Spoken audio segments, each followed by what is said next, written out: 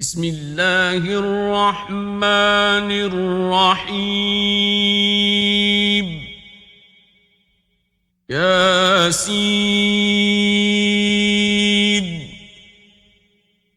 والقرآن الحكيم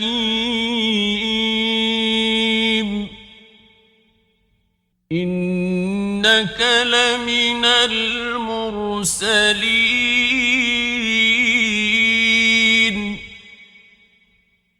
على صراط مستقيم تنزيل العزيز الرحيم لتنذر قوما ما أنذر آباؤهم فهم غافلون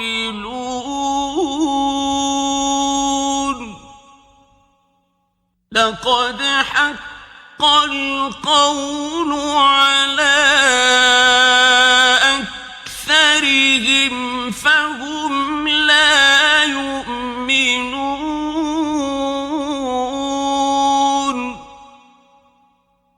إنا جعلنا في أعناقهم أغلالا فهي إلى الأذقان فهم مقمحون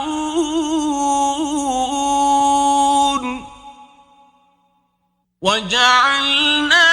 من بين أيديهم سدا ومن خلفهم سدا فأغشيناهم فهم لا يبصرون وسواء عليهم أأنذرتهم أم لم تنذرهم لا يؤمنون إنما تنذر من اتبع الذكر وخشي الرحمن بالغيب فبشره بمغفرة وأجر كريم إنا نحن نحيي الموتى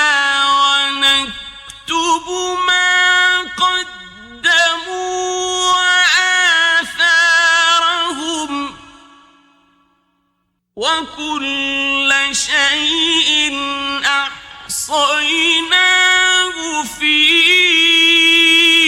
إمام مبين واضرب لهم مثلا أصحاب القرية إذ جاءها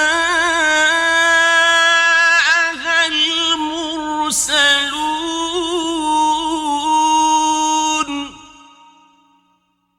إذ أرسلنا إليهم اثنين فكذبوهما فعززنا بثالث فقالوا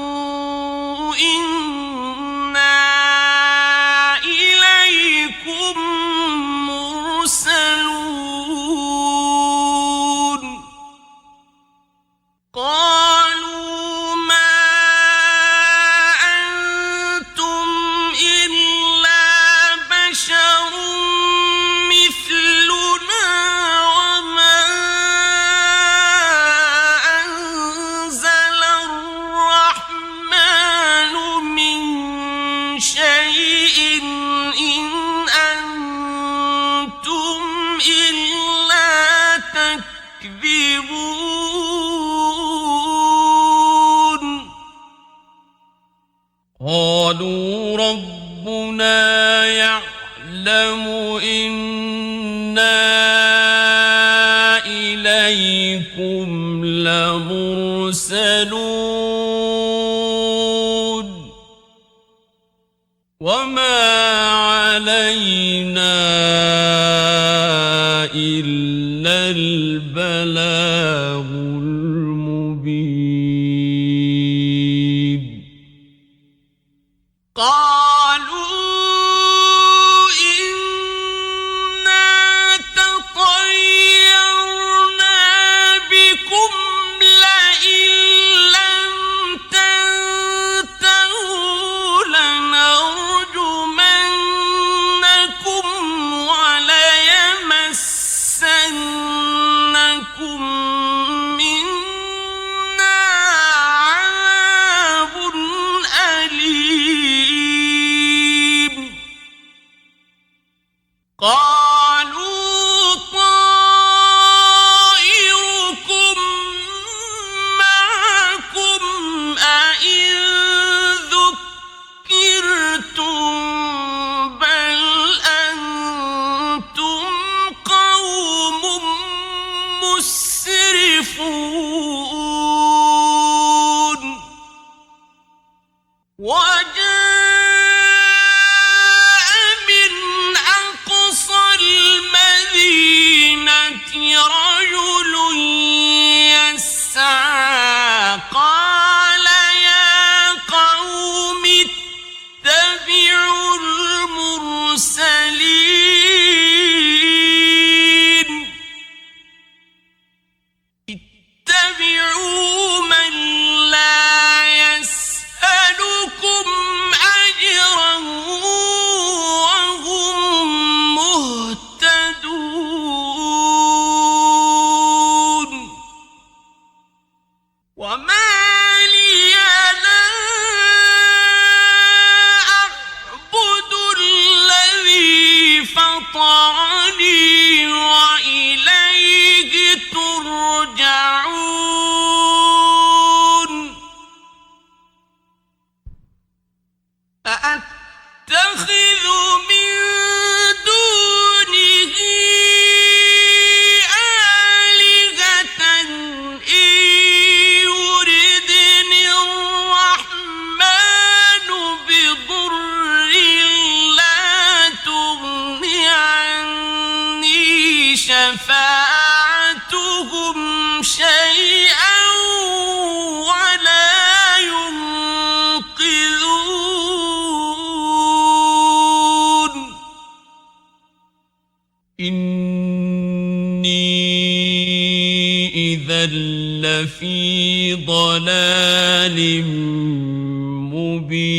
مبين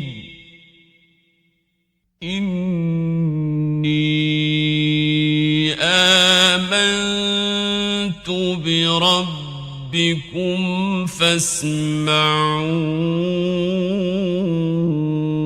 فاسمعون قيل ادخل الجنة قال يا ليت قومي يعلمون بما غفر لي ربي وجعلني من المكرمين وما أنزلنا على قومه من بعده من جند من السماء وما كنا منزلين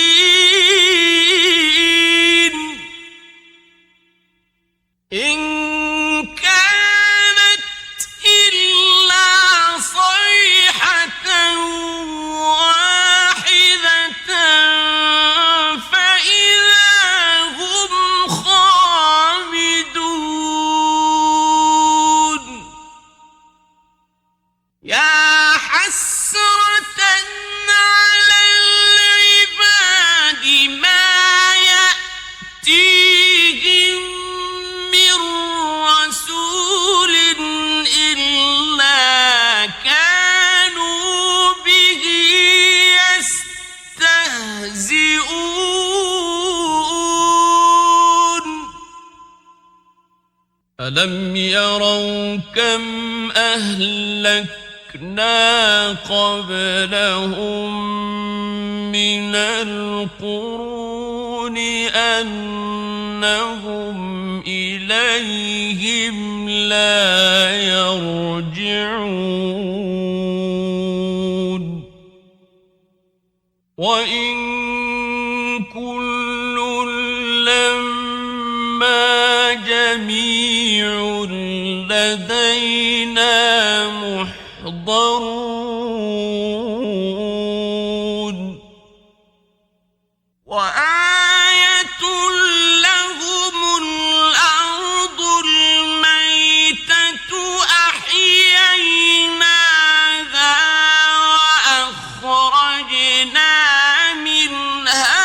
حبا فمنه يأكلون وجعلنا فيها جنات من نخيل وأعناب وفجرنا فيها من العيون ليأكلوا من ثمره وما عملته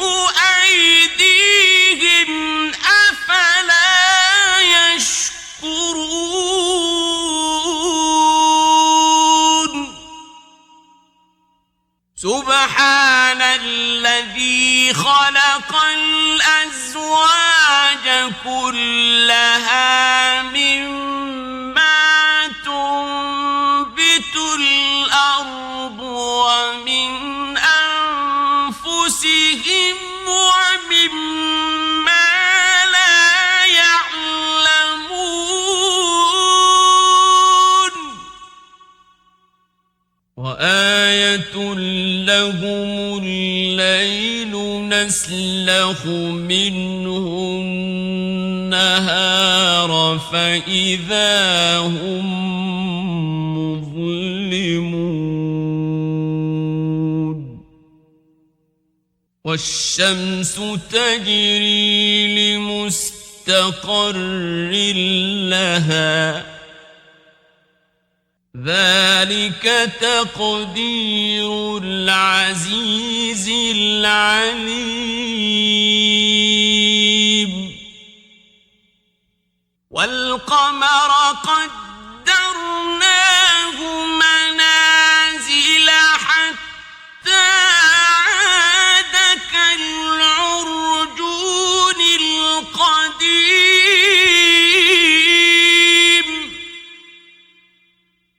لا الشمس ينبغي لها أن تدرك القمر ولا الليل سابق النهار وكل في فلك يسبحون وآية لهم أنا حملنا ذريتهم في الفلك المشحون وخلقنا لهم من مثله ما يركبون وإن نشأ نغرقهم فلا صريخ لهم ولا هم ينقذون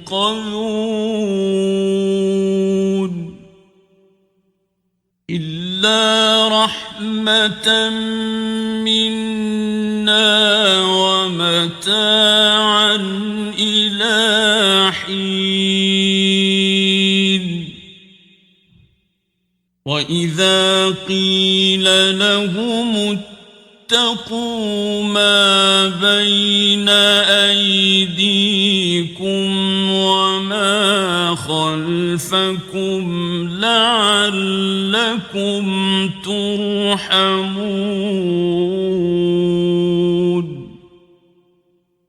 وما تأتيهم من آية من آيات ربهم إلا كانوا عنها معرضين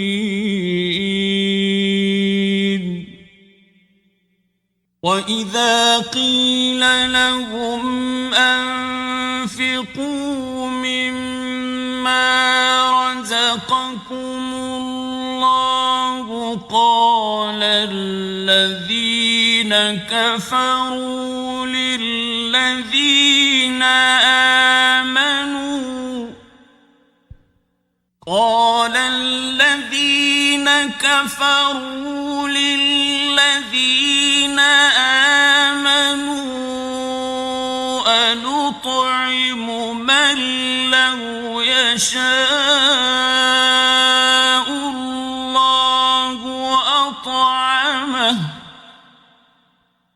أنطعم من لو يشاء الله أطعمه إن أنتم إلا في ضلال مبين ويقولون متى هذا الوعد إن كنتم صادقين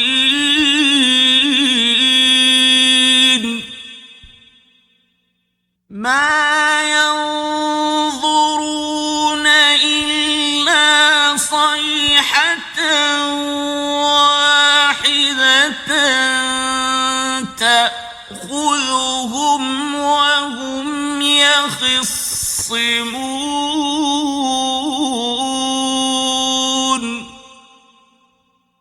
فلا يستطيعون توصية ولا إلى أهلهم يرجعون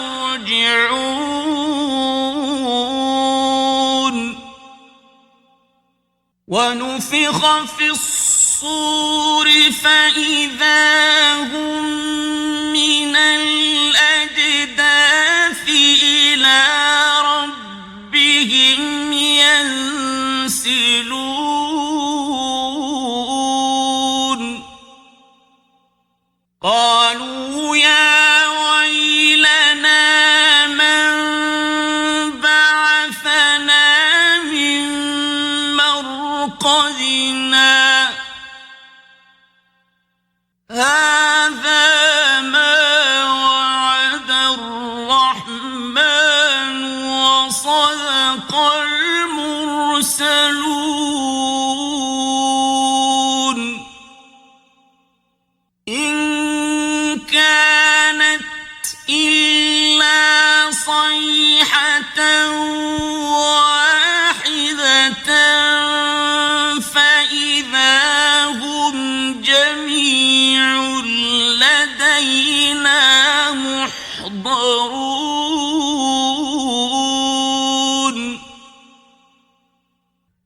فاليوم لا تظلم نفس شيئا ولا تجزون إلا ما كنتم تعملون إن أصحاب الجنة اليوم في شغل فاكهون هم وأزواجهم في ظلال على الأرائك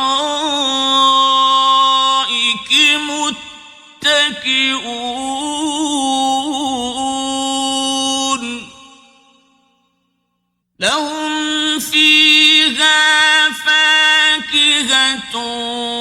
ولهم ما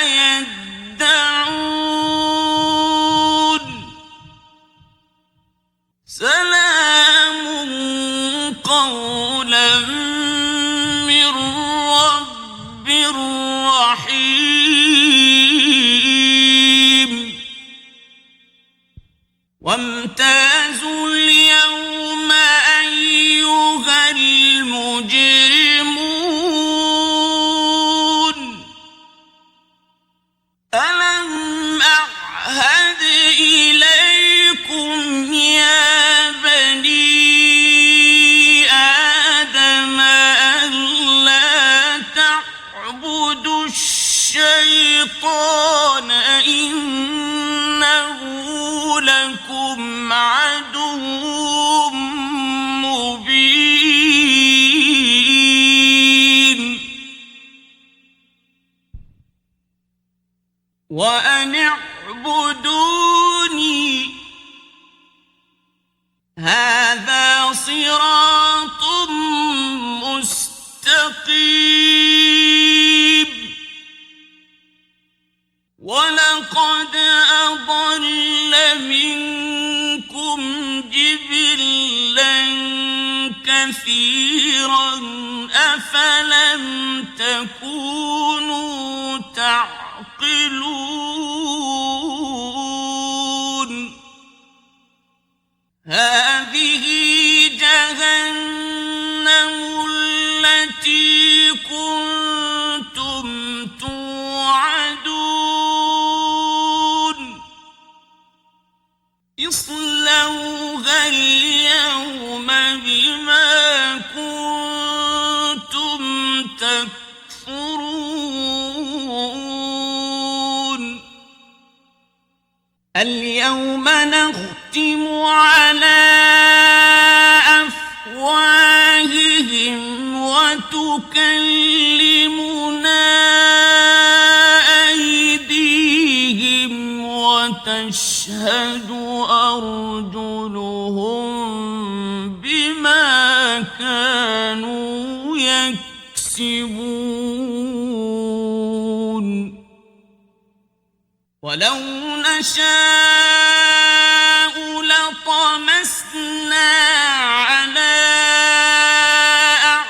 أعينهم فاستبقوا الصراط فأنى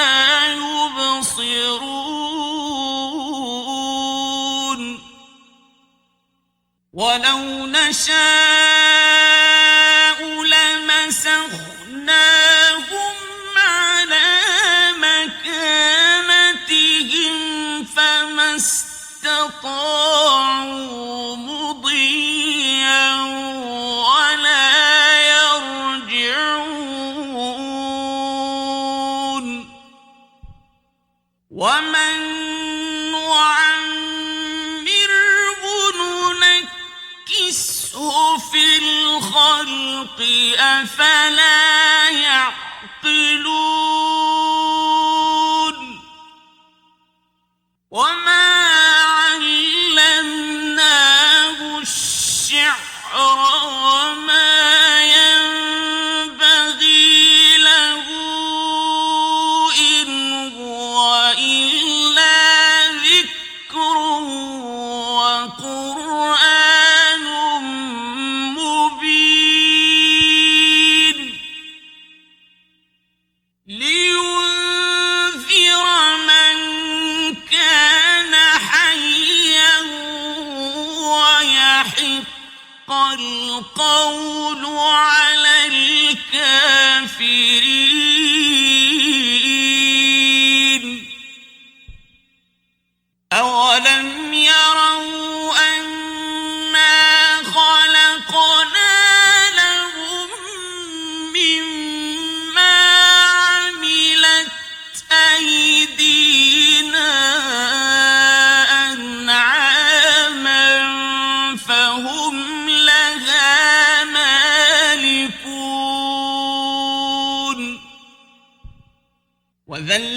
وذللناها لهم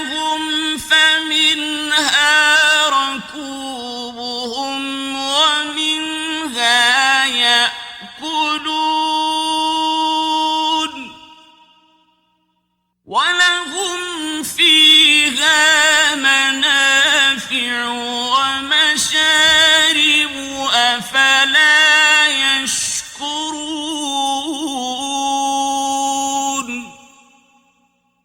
واتخذوا من دون الله آلهة لعلهم ينصرون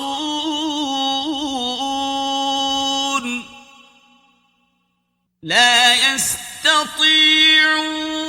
نصرهم وهم لهم جند محضرون فلا يحزنك قولهم إنا نعلم ما يسرون وما يعلنون أولم ير الإنسان أنا خلقناه من نطفة فإذا هو خصيم مبين وضرب لنا مثلا ونسي خلقه قال من يحيي العظام وهي رميم قل يحييها الذي أنشأها أول مرة وهو بكل خلق عليم الذي جعل لكم من الشجر الأخضر نارا فإذا أنتم منه توقدون أوليس الذي خلق السماوات والأرض بقادر على أن يخلق مثلهم بلى وهو الخلاق العليم إنما أمره إذا أراد شيئا أن يقول له كن فيكون فسبحان الذي بيده ملكوت كل شيء وإليه ترجعون